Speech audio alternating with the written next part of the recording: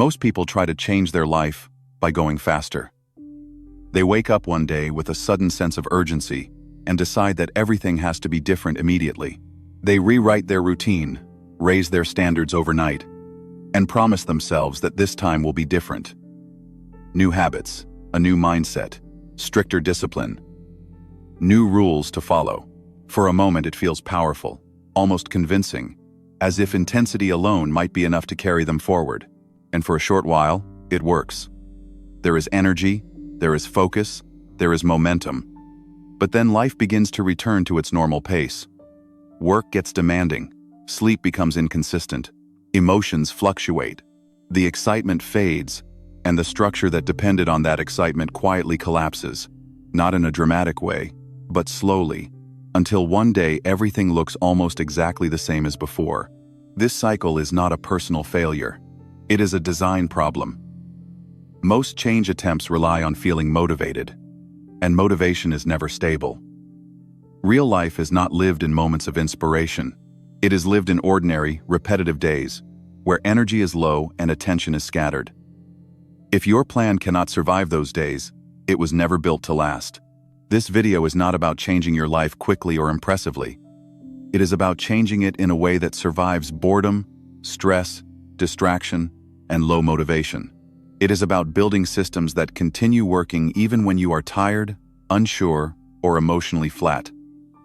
Because the only change that truly lasts is the change that does not require you to fight yourself every day. You are not broken. Your systems are. One of the most damaging ideas in modern self-improvement is the belief that if your life is not working, then you must be the problem. When progress feels slow, when habits don't stick, when motivation disappears, people are taught to turn inward with frustration and self-blame. They start speaking to themselves harshly, telling themselves they are lazy, undisciplined, unfocused, or weak. Over time, this internal pressure does not produce growth. It produces shame, and shame quietly drains the energy required for change. The truth is far simpler and far kinder. You are not broken. You are responding exactly as a human being responds when placed inside a poorly designed system. Human behavior is not driven by character alone. It is shaped by what surrounds you, what is easy, what is repeated, and what is constantly available. When your environment makes unhealthy choices convenient and healthy choices inconvenient, willpower is forced to fight every day. And willpower, no matter how strong, always loses against repetition. Permanent change does not begin by demanding more discipline from yourself. It begins by asking a different question altogether. Instead of asking, "What is wrong with me?" you begin to ask, "What in my life is quietly pushing me in the wrong direction?" This shift changes everything. It moves you from self-attack to self-design. It replaces guilt with clarity. Look closely at your surroundings. Look at what is always within reach when you feel tired, bored, or overwhelmed. Look at what your phone offers you in moments of silence. Look at how your room, your schedule, and your daily rhythms are arranged. None of these things are neutral.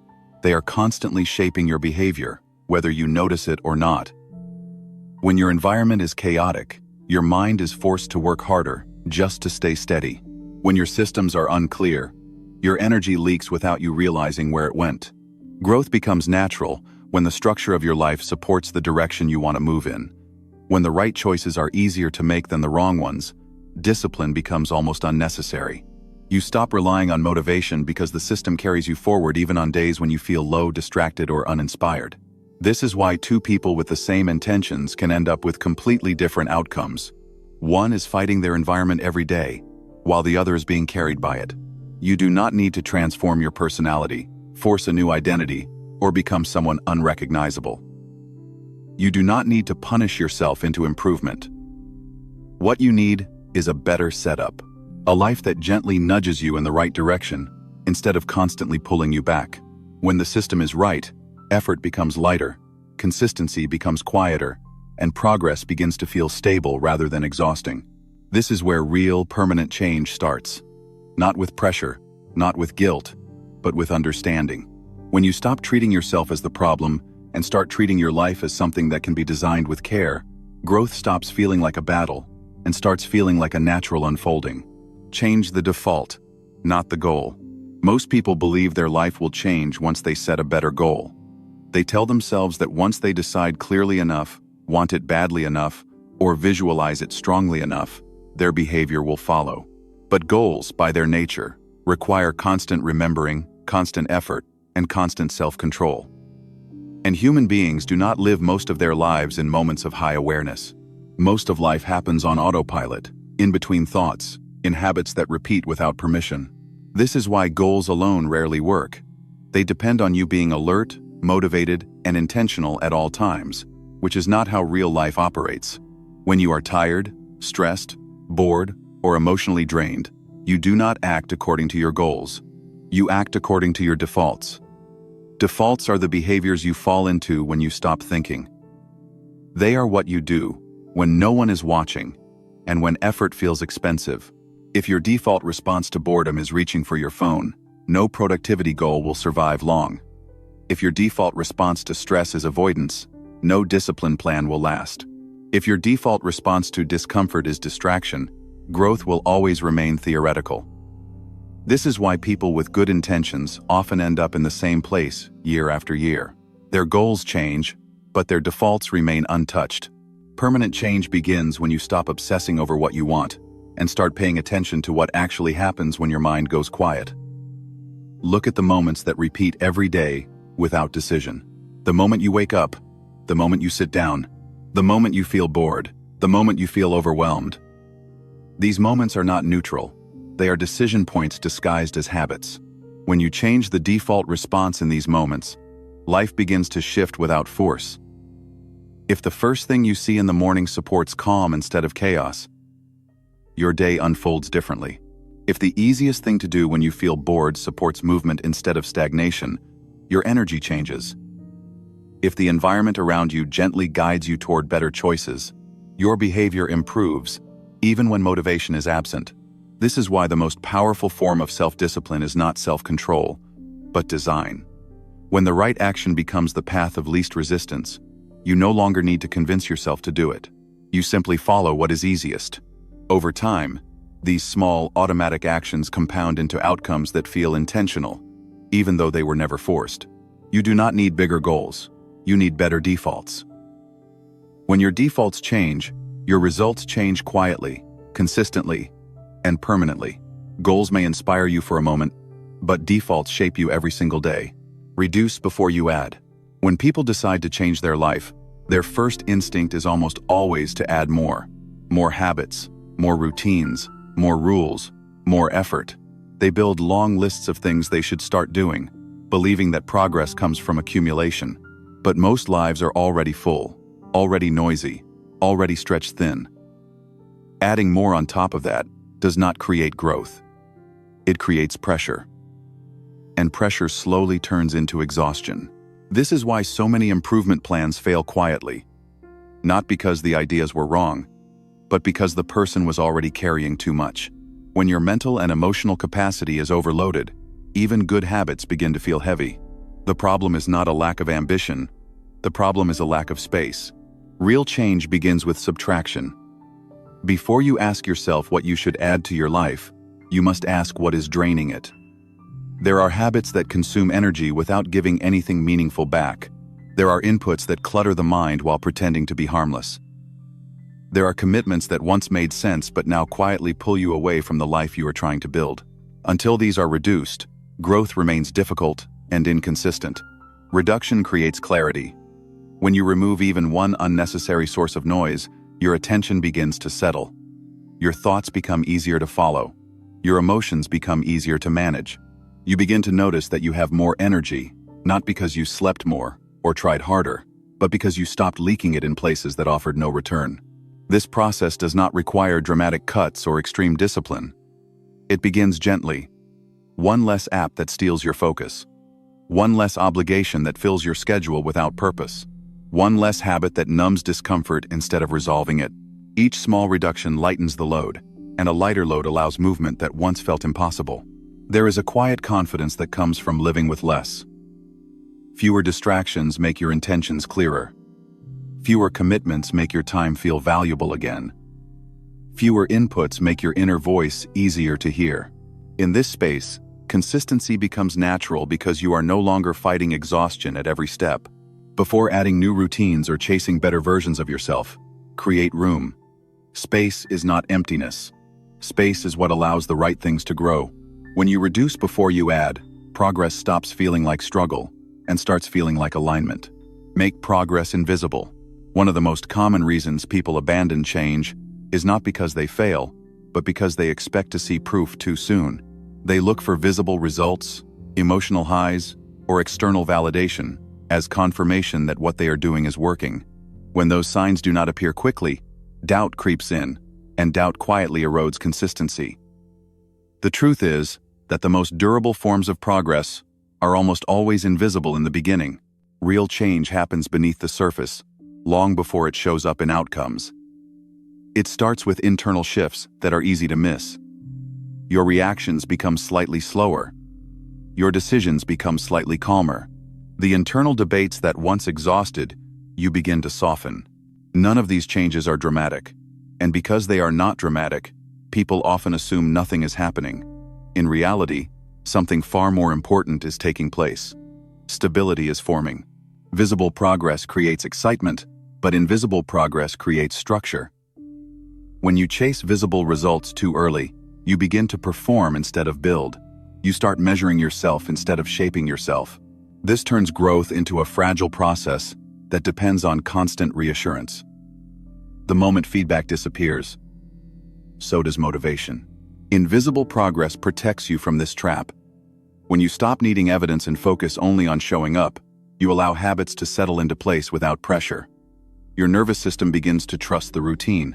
Your identity starts to shift quietly. You become someone who acts differently without feeling the need to explain why. There is also strength in privacy. When progress is invisible, it is less likely to be interrupted by comparison, opinion, or expectation. You are no longer growing to impress or prove anything. You are growing because the process itself has become part of your life. This kind of progress does not collapse under scrutiny, because it does not rely on approval. Over time, the invisible becomes visible without effort. People notice that you react differently, that you move with more calm, that you seem steadier, more grounded, less rushed. By the time results appear, they feel inevitable rather than forced. If you can learn to value progress that no one else can see, you give yourself a powerful advantage. You stop chasing signs and start building foundations. And foundations, once set, do not disappear. Replace willpower with timing. Most people believe that lasting change requires strong willpower, and when they fail to stay consistent, they assume they simply did not want it badly enough. This belief creates a constant inner struggle, where every good action feels like a test of character. Over time, this struggle becomes exhausting, and exhaustion is one of the fastest ways to abandon progress. The truth is that willpower is a limited resource. It fluctuates with sleep, stress, mood, and emotional load. Expecting yourself to rely on willpower every day is like expecting a battery to stay full without ever recharging it. Some days you may feel strong and focused, but many days you will not. If your system depends on willpower alone, inconsistency is not a possibility, it is guaranteed. Timing offers a different approach. Instead of asking yourself to summon discipline on demand, you begin to observe when certain actions already fit naturally into your day. Every life has predictable moments that repeat without effort. You wake up, you sit down, you finish eating, you shut down for the night. These moments occur regardless of motivation, and that makes them powerful anchors for change. When you attach a habit to a specific moment rather than a feeling, resistance drops. You are no longer deciding whether to act. The moment itself becomes the signal. Over time, your body begins to associate the action with the timing, and the habit starts to run automatically. This removes negotiation, which is where most habits die. Replacing willpower with timing also reduces emotional friction. You stop judging yourself for how you feel. Whether you are energized or tired, focused or distracted, the action remains the same. This consistency builds trust in yourself, not because you feel strong, but because you follow through without drama. Predictability is often misunderstood as boring, but in reality, it is stabilizing. When your actions become predictable, your mind relaxes. You no longer spend energy deciding, debating, or delaying. That energy is freed for growth instead of resistance. Permanent change does not come from pushing harder. It comes from aligning your actions with the natural rhythm of your life. When timing replaces willpower, consistency becomes quiet, reliable, and sustainable. Learn to stay when it gets quietly uncomfortable. Most people believe they fail at change because things are too hard, but that is rarely the real reason. The truth is that most people quit not when life becomes painful, but when it becomes quietly uncomfortable. There is no crisis, no dramatic obstacle, no obvious reason to stop. There is only boredom, restlessness, and a subtle inner tension that makes staying feel difficult. Because it does not feel urgent, it is easy to escape without noticing what was lost. Quiet discomfort appears in many forms. It shows up when the phone is out of reach and the mind starts wandering. It appears when progress feels slow and there is nothing exciting to point to. It arrives when old distractions are removed and there is suddenly space, silence, and unfiltered awareness. For many people, this is the moment they return to old habits, not because those habits are good, but because they are familiar. Every time discomfort appears and you immediately distract yourself, you reinforce a pattern of avoidance. The mind learns that unease must be escaped, not understood. Over time, this creates a life where depth becomes impossible, because depth requires staying present long enough for clarity to form.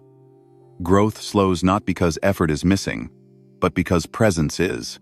Learning to stay in these moments is a skill, and like any skill, it feels unnatural at first. When you resist the urge to escape, the discomfort often intensifies briefly. Thoughts become louder. The body feels restless. The impulse to reach for stimulation grows stronger. This does not mean something is wrong. It means the nervous system is adjusting to a new pattern. If you can remain still through this phase, something important begins to happen. The discomfort starts to soften on its own. The urge loses urgency. What once felt unbearable becomes manageable. In these moments, you are not just building discipline. You are rewiring how you relate to yourself. You are teaching your mind that discomfort is not a threat, but a passing state. This ability changes everything. It allows you to focus longer, think deeper, and choose more intentionally. It gives you access to parts of yourself that are usually drowned out by noise. Most importantly, it breaks the cycle of constant escape that keeps so many people stuck at the surface of their lives. Permanent change does not come from avoiding discomfort. It comes from learning that you can stay with it without being consumed. When you develop this capacity, growth stops feeling fragile. You no longer need constant stimulation to keep going.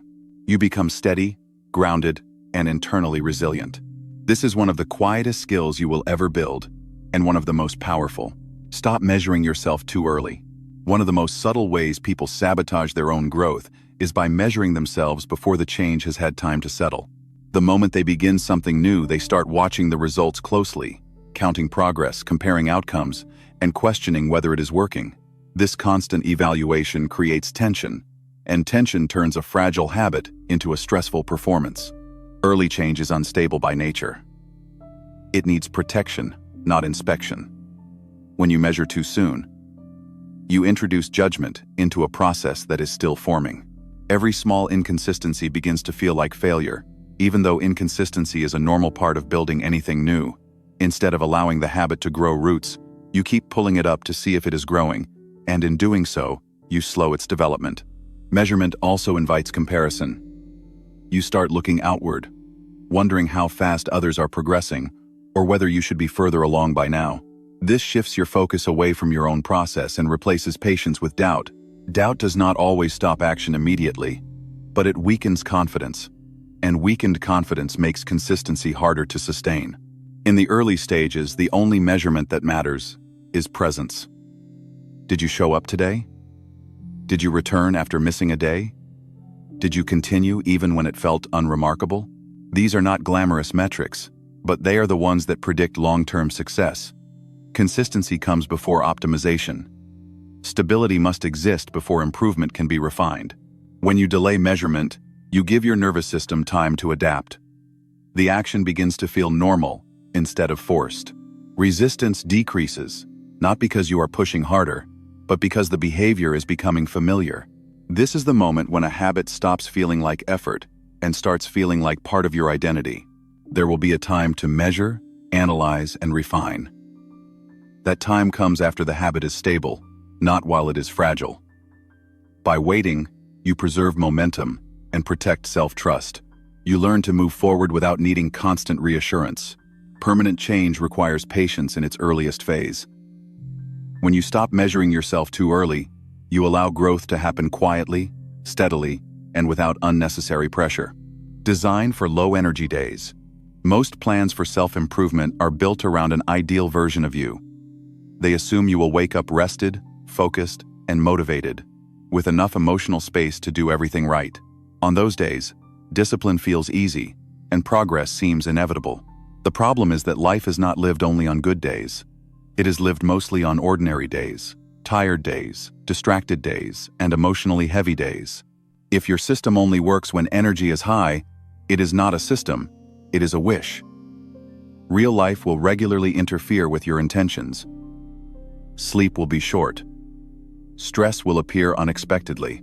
Motivation will drop without warning. When this happens, many people abandon their routines entirely, not because they do not care, but because the system demands more than they can give in that moment. Designing for low-energy days changes this completely. Instead of asking what you should do when you feel strong, you begin asking what you can still do when you feel weak. The goal is not to perform at your best, but to maintain continuity. Even the smallest action, when done consistently, keeps the habit alive and preserves identity. When habits are reduced to their simplest form, they become resilient. A short walk instead of a full workout.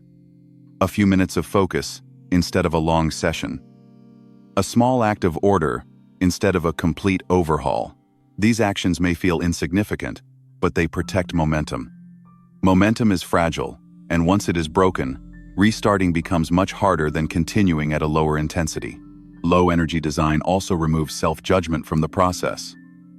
You stop viewing tired days as failures and start treating them as part of the system. This shift builds self-trust because you no longer require perfection to move forward. You only require participation. Over time, this approach creates a sense of reliability within yourself. You become someone who continues even when conditions are not ideal. This reliability compounds. It builds confidence, not from dramatic success, but from quiet persistence. Permanent change is not created by heroic effort on rare days. It is created by small, sustainable actions that survive the days when you have the least to give. When your system is designed for low energy, progress becomes durable instead of fragile. Let your old identity fade, not fight. Many people believe that change requires confrontation with their old self. They try to argue with old habits, shame past behaviors, or forcefully reject who they used to be. This creates an internal war that drains energy and keeps the old identity alive through constant attention. The more you fight something, the more space it occupies in your mind. Identity does not disappear through resistance. It dissolves through irrelevance. When a pattern is no longer repeated, it gradually loses its influence. This process is quiet and often unnoticed, which is why people underestimate its power. They expect a dramatic shift, a clear moment where the old self is defeated, but real change does not announce itself that way. As you consistently choose small, aligned actions, your old identity begins to fade naturally. The habits that once defined you stop fitting into your daily life. The thoughts that once guided your decisions lose their urgency, not because you fought them, but because you stopped feeding them with repetition and attention. This approach requires patience. There will be moments when the old self appears again, not as a failure, but as a memory. When this happens, the most important response is neutrality, new judgment, new emotional reaction, new overcorrection. You simply return to the new behavior. Each return weakens the old pattern and strengthens the new one. By allowing identity to change through repetition rather than force, you protect your emotional energy. You stop reliving old narratives and start building new ones quietly. Over time, the shift becomes so natural that you no longer think of yourself as changing. You simply think of yourself as acting in a way that feels right. This is how identity truly evolves. Not through conflict, but through consistency. Not through self-rejection, but through self-alignment.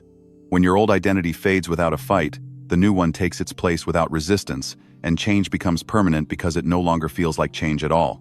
Become someone who finishes small things. Lasting change is not built on dramatic breakthroughs or sudden bursts of motivation. It is built on a quieter and far more reliable trait: the ability to finish small things consistently. Many people start strong.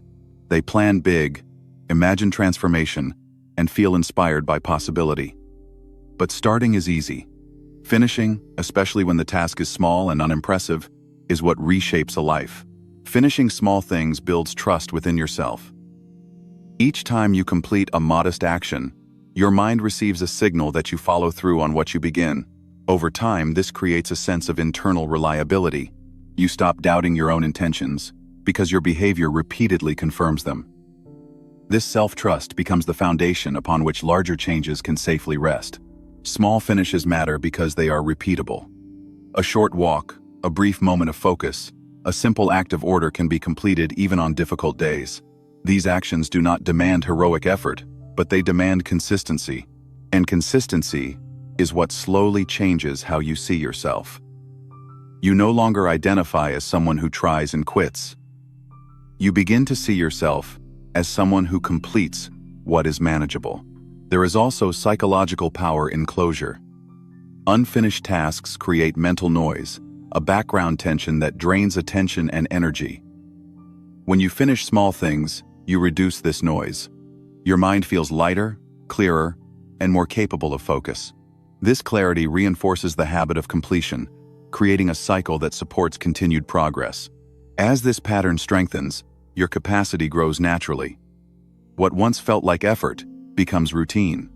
What once felt small becomes the starting point for something larger. But the growth remains grounded because it is built on a history of follow-through rather than ambition alone. Becoming someone who finishes small things changes your relationship with progress. You stop chasing transformation and start embodying it through action. Over time, these small completions accumulate into a life that feels stable, trustworthy, and quietly successful. This is how permanent change is built, not in leaps, but in steady, completed steps. Slow is often misunderstood. It is confused with hesitation, weakness, or lack of ambition. In reality, slow is the pace of things that last. Anything that grows strong enough to endure pressure does not rush its formation.